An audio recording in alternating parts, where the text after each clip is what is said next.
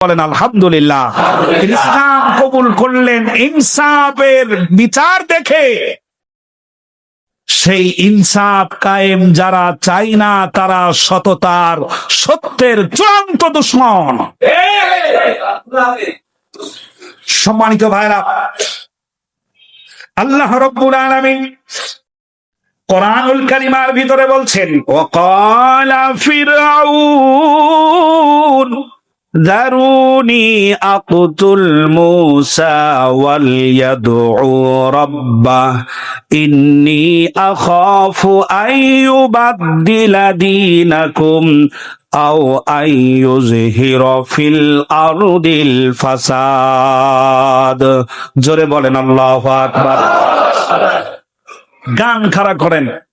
কোরআন বলছে ফেরাউন মূসা আলাইহিস সালামকে ডেকেছে ফেরাউনের দরবারে।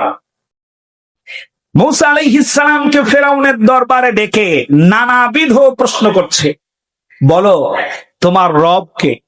মূসা আলাইহিস সালাম বলছেন, আমার রব তিনি যিনি গোটা বিশ্বকে সৃষ্টি করেছেন, আকৃতি দান করেছেন এবং পথ এর দিশা দান করেছেন, তিনি হচ্ছেন আমাদের রব। সুবহানাল্লাহ।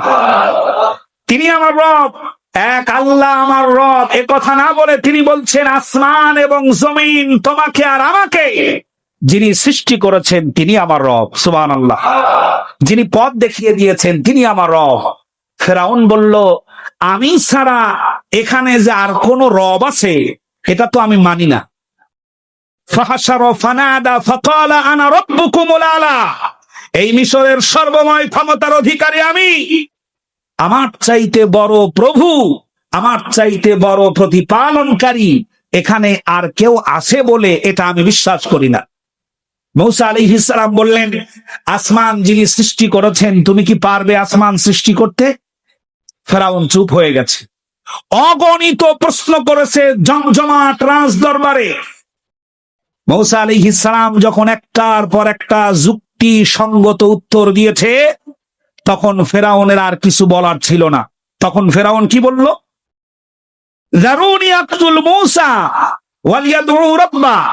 ও লোকেরা, তোমরা সরে যাও, আমাকে যেতে দাও, আমি মূসাকে হত্যা করতে চাই। কথা কি শুনতেছেন? ফেরাউন যখন প্রশ্ন করেছে মূসা আলাইহিস সালামের কাছে, যুক্তি সঙ্গত সকল উত্তর দেওয়ার পর যখন আর কোনো পথ খুঁজে পেল না, তখন ফেরাউন ক্ষমতা খাটায়া বলছে, তোমরা সরে যাও, আমাকে ছেড়ে দাও, আমি মূসাকে হত্যা করব। আমি মূসাকে হত্যা করে ফেলবো। ওয়ালিয়াদউ রাব্বা। সে যেন তার রবকে ডেকে তাকে বাঁচায় কিভাবে, এটা যেন সে আত্মরক্ষা করে, তার রব যেন তাকে বাঁচায়। এটা ফেরাউন মার্কা কথা। ফেরাউন বলল যে আমি তাকে হত্যা করব। কেন? ইন্নী আখাফু আইয়ুবাদদিলা দীনাকুম। ফেরাউন বলছে রাজদরবারে, আমার বড় ভয় হচ্ছে, হে আমার সভাসদগণ, এই মূসা যদি তার কার্যক্রম চালাতেই থাকে তাহলে তোমাদের রাষ্ট্র ব্যবস্থা অর্থাৎ সংবিধানকে পরিবর্তন করে ফেলবে।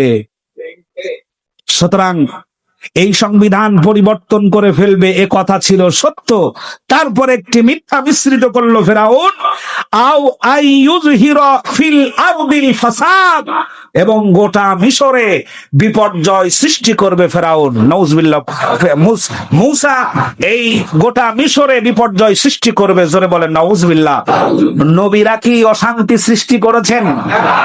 নবীরা কি অন্যায় সৃষ্টি করেছেন? নবীরা কি জুলুম সৃষ্টি করেছেন? মূসা আলাইহিস সালাম ফাসাদ সৃষ্টি করবে এটা বলল ফেরাউন। আজও আমাদের দেশে ইসলামের কথা বললে, আইনের কথা বললে, কোরআনের সংবিধানের কথা বললে আমার দেশের কিছু রাজনীতিবিদেরা তাদেরকেই ফাসাদ সৃষ্টিকারী জঙ্গি বানানোর চেষ্টা করে। যারা এই ধরনের কার্যক্রম চালায় তাদের আচরণ দেখলে মনে হয় ফেরাউনের রূহ জগতের শিক্ষা পাইছে এরা। আল্লাহ এই ফেরাউনের উত্তরসূরিদেরকে, তাদের থেকে জাতিকে আল্লাহ হেফাজত করেন, বলেন আমিন। আমার ভাইরা, আমাদের রব আল্লাহ যিনি আমাদেরকে আইন দিয়েছেন। ফেরাউন বলছেন ফেরাউন বলছে তাহলে তুমি কি চাও? মূসা আলাইহিস সালাম বললেন, আমি চাই আইন হবে একমাত্র আল্লাহ। আইন হবে কার? সংবিধান হবে একমাত্র আল্লাহ। তোমার বলা সংবিধান এই মিশরে চলবে না, আমি এটার বিরোধিতা করি। ফেরাউন বলল, এটার বিরোধিতা করে কি এখানে থাকতে পারবে? ওই যে দেখো জেলখানা, এই জেলখানার ভিতরে তোমাকে ঢুকাইয়ে দেওয়া হবে। এটা ছিল ফেরাউনের হুমকি। এখন আমি যদি বলি, আমরা যদি বলি আল্লাহর দেওয়া সংবিধান আমরা চাই, তাহলে আমাদেরকে যত ধরনের অপবাদ দেওয়া যায় সব ধরনের অপবাদ দিয়ে, ল্যাংড়া খোড়া বোবা তাদের স্বার্থে তৈরি করা সংবিধান দিয়ে আমাদেরকে মারার চেষ্টা করবে। বিশ্বাস করুন, বাংলাদেশের কোরআনের পাখিকে যেই সংবিধানের রশি দিয়ে হত্যা পর্যন্ত করা হয়েছে, এই সংবিধান জনগণের কল্যাণের সংবিধান নয়। এটা স্বৈরাচারদের বাঁচানোর সংবিধান, গুন্ডাদের বাঁচানোর সংবিধান। এটা সাধারণ মানুষের কল্যাণের সংবিধান নয়। ফেরাউনের সংবিধান কি ছিল? ফেরাউনের সংবিধান ছিল, এক নাম্বার, ফেরাউন ছিল এক নায়কতন্ত্রের অধিকারী। রাষ্ট্রের ভিতরে সে যা বলবে তাই হবে। আমাদের দেশে সরকার প্রধান যা বলবে তাই হবে, এটা আছে না নাই? আমি মাঝে মাঝে চিন্তা করি এসব তাফসীর গুলো পড়তে গেলে যে এরাই বুদ্ধি পাইলো কেমনে, এরাই বুদ্ধি পাইলো কেমনে। হযরতে আল্লামা দেলাওয়ার হোসেন সাঈদী একবার সংসদে বলেছিলেন যে আমি আমেরিকা সফর করছিলাম, মাহফিল কেন্দ্রিক বিষয়ে আমেরিকার সফরে ছিলাম। কয়েকদিন সফর করে দেখলাম ওখানকার একটি পত্রিকায় লেখা হয়েছে বাংলাদেশ একটি মরা গরু, এবং এই মরা গরুটাকে নিয়ে কামড়াকামড়ি করছে সবাই শকুনের মতো। ওই পত্রিকাটা পড়ে তিনি সংসদে দাঁড়িয়ে বলেছিলেন যে মাননীয় স্পিকার, আমার জানতে ইচ্ছা করে এই বাংলাদেশ নামক গরুটাকে মারলো কোন শকুনেরা? যে শকুনেরা মেরেছে, এই শকুনেরা বারবার সে দেশে যাওয়ার কারণে এই ধরনের রোগ তাদের ভিতরে উগ্র করেছে, আমি দেখেছি। সম্মানিত ভাইরা, এই তাফসীর গুলো পড়ার সময় আমার কাছে মনে হয় যে এই ধরনের বুদ্ধি এরা পাইলো কেমনে? ফেরাউনের বুদ্ধি তো এদের পাওয়ার কথা না, ফেরাউনের জগতেও তো ছিল না। তা আমার কাছে মনে হয় ফেরাউনের প্রেতাত্মা মনে হয় এদের মাথার উপরে ভর করেছে, এই জন্য আইনের উপরে দাঁড়ায় তারাও ফেরাউনের মতো স্বৈরাচার হয়।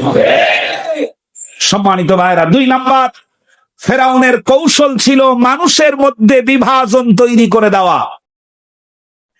বিভাজন তৈরি করে দেওয়া মানুষের মধ্যে কৌশল ছিল। আল্লাহ রাব্বুল আলামিন কোরআনুল কারীমের ভিতরে বলেছেন, ইন্না ফিরআউনা আলা ফিল আরদি ওয়া জাআলা আহলাহা শিয়াআন ইয়াস্তাদঈফু তাইফাতাম মিনহুম ইউদাব্বিহু আবনাআহুম ওয়া ইয়াস্তাহয়ু নিসাআহুম ইন্নাহু কানা মিনাল মুফসিদিন। ফেরাউনের কৌশল ছিল মানুষের ভিতরে বিভাজন তৈরি করে দেওয়া। তোমরা আমাদের পক্ষে আর ওরা হলো তাদের পক্ষে। ফেরাউনের সংবিধানকে সামনে রেখে জমজমাট রাজ দরবারে ফেরাউন বলছে, আমার সভাসদগণ শুনে নাও, মুসা যেই কথাগুলো বলে, মুসা যেই কাজগুলো করে, মুসা আলাইহিস সালামের যাবতীয় কথা শুনে আমার কাছে যেন মনে হলো মুসা হলো রাষ্ট্রদ্রোহী মানুষ আর আমরা হলাম রাষ্ট্রের পক্ষের মানুষ। আমার দেশের লোকেরা যখন বলে আমরা হলাম স্বাধীনতার পক্ষের মানুষ, আর যারা কোরআনুল কারীমের সংবিধান যারা চায় তারা হলো স্বাধীনতার বিপক্ষের মানুষ, আমার কাছে তখন হাসি লাগে। আর এই আয়াতে কারিমাটা মনে হয়, তখন মনে মনে চিন্তা করি ফেরাউন মার্কা বুদ্ধি এদের মাথায় কেমনে আসলো। বিভাজন তৈরি করে গোটা দেশের ভিতরে হট্টগোল বাঁধিয়ে দিয়ে ক্ষমতার চেয়ারে বসে থাকা, এটা ফেরাউনের কৌশল। সম্মানিত ভাইরা, এটা ছিল ফেরাউনের সংবিধান। ফেরাউনের সংবিধান ছিল ইউদাব্বিহুনা আবনাকুম, তাদেরকে হত্যা করো, তাদেরকে শেষ করে দাও, আর তাদের কন্যাদেরকে জীবিত রাখো, যেন তাদেরকে কৃতদাস বানানো যায়। সম্মানিত ভাইরা, ফেরাউন বলল, আমার ভয় হয় এই মানুষ যদি তোমাদের সংবিধান পরিবর্তন করে দেবে, আমার ভয় হয় সমাজে বিশৃঙ্খলা তৈরি করবে এরা সংবিধান পরিবর্তন করার নামে। এখন আমাদেরকে শুনতে হচ্ছে স্বরাষ্ট্রমন্ত্রীর কাছ থেকে, সংবিধান পরিবর্তন করতে গেলে বিশৃঙ্খলা তৈরি হবে। কি সুন্দর কথা, সংবিধান পরিবর্তন করতে গেলে বিশৃঙ্খলা তৈরি হবে। আসলে সংবিধান পরিবর্তন করলে বিশৃঙ্খলা তৈরি হবে না। সংস্কারের মধ্যে স্পষ্ট ভাষায় লেখা আছে, একজন সরকার দুইবারের বেশি প্রধানমন্ত্রী হতে পারবে না। ওরা চিন্তা করছে এটা যদি সংস্কার করেই দেওয়া হয় তাহলে তো আমরা দুইবারের বেশি থাকতে পারবো না, যা উঠেছি আর নামবো না। এই চিন্তা ভাবনা যদি করেন আর জুলাইয়ের রক্তের সাথে যদি গাদ্দারি করে আবার যদি স্বৈরাচার হওয়ার চেষ্টা করেন, ওরা তো আশ্রয় পেয়েছে ভারতে, আপনারা ইন্দুরের গর্তও খুঁজে পাবেন না। সুতরাং মাননীয় প্রধানমন্ত্রী, ভারতে লুকিয়ে থাকা আর স্বৈরাচারের উচ্ছিষ্ট খেয়ে বেঁচে থাকা, এই স্বরাষ্ট্রমন্ত্রীকে সরিয়ে দেওয়া দরকার। এটাই হবে জনাব তারেক রহমানের জন্য কল্যাণকর। তা না হলে আপনার পিতার মাতার যেই দশা ওরা করেছিল, এরাও আপনার সেই দশা করে ছাড়বে। আল্লাহ এই জাতিকে হেফাজত করেন এ ধরনের মিনমিনে শয়তান থেকে। জোরে বলেন আমিন।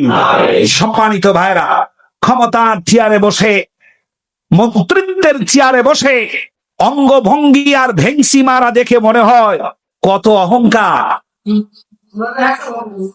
কত অহংকার। অহংকার তো হবেই। অহংকার ভেঙে যেত যদি ইলিয়াস সাহেবের মতো আপনাকেও গুম করে হত্যা করে ফেলা হতো, তাহলে আপনার অহংকার থাকতো না। অহংকার তো হবেই সাগর রুনির মতো করে হত্যা করে সন্তানদেরকে যদি এতিম করা হতো, তাহলে আপনার অহংকার থাকতো না।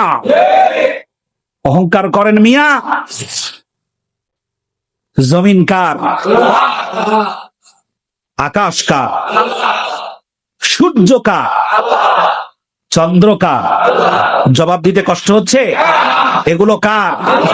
নাকি অন্য কারণ? সন্দেহ আছে? অক্সিজেন কার? রাত আর দিন কার?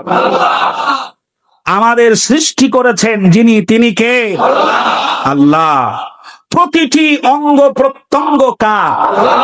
আল্লাহ। রুহু কার? হায়াত কার? তোমার কি? আমাদের মতো ফকির মিসকিন এই পৃথিবীতে আর কেউ নাই, যার সবগুলো অন্যের দেওয়া, আমাদের বলতে কিচ্ছু নাই। তাহলে অহংকার হলো আল্লাহর চাদর। এই চাদর ধরে অহংকার করে যারা আল্লাহর চাদর ধরে টানাটানি করে, আর আল্লাহর কাছে সবচাইতে রাগ হয় তখন যখন ফকির অহংকার করে। আল্লাহ রাগ হয় কখন? যখন ফকির অহংকার করে। ফকির অহংকার করে, ভাব দেখলে মনে হয় যেন চেয়ার থেকে আর নামার কোনো পথ নাই। বলেছিল স্বৈরাচারও বলেছিল, এমন কোন শক্তি নাই যেই শক্তি আমাদেরকে নামায় দিতে পারে, বলেছিল না? মনে হয় আল্লাহ সাথে সাথে কথা কবুল করে নিয়েছিলেন। দেখছি তোরে সরানো যায় কিনা। ফাইসালা হয় কোত্থেকে? আসমান থেকে। আল্লাহ পাক বলেন, অচিরেই দেখতে পাবে নিরস্ত্র মানুষের কাছে পরাজিত হয়ে অস্ত্রধারীরা কিভাবে পালায়, দেখতে পাবে। ফাইসালা যদি আসমান থেকে হয়ে যায় তাহলে পরিবেশ পাল্টে যাবে। ফাইসালা যদি আসমান থেকে হয়ে যায় তাহলে অহংকারী চ্যাটাং চ্যাটাং কথা থাকবে না। এই চক্ষু আল্লাহ রব্বুল আলামিন আসমানি আওয়াজ লক্ষ্য করো, তোমার এই চুল কুসকুসে কালো চুল